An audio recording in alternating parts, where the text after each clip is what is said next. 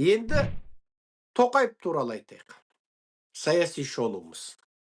Қамау туралы айтпаймын, таза саяси шолу.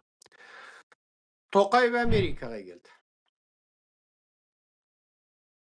Сөйтіп Америкадан біраз зат сатып алатын болды. Ондай зат Америкадан басқа елдерде де бар еді.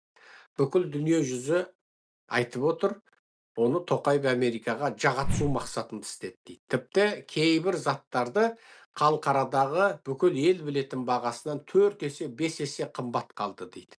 Демек, бұл арада гәп бар. Неге?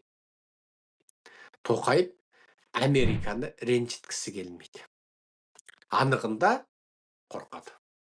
Сол Америкадан қорыққаннан, міне алдыңызда біз сақылдап лекция сөйлеп отырмыз. Міне біз. Егер Америка мен Еуропаның қысымы болмаса, осы кезде біз түрменің түбінде шірейтін едік. Мүмкін араң құсып, баяғыда құйрығымызды құм басып қалатын еді. Баяғыда аруаққа айналып, қазақ мешітте есіне түссе, иманды болсын деп бет сипап отыратын еді.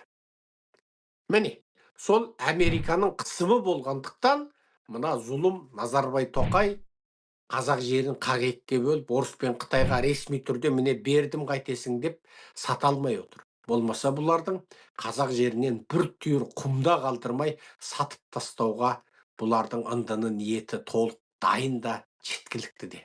Бар болғаны шошып отыр.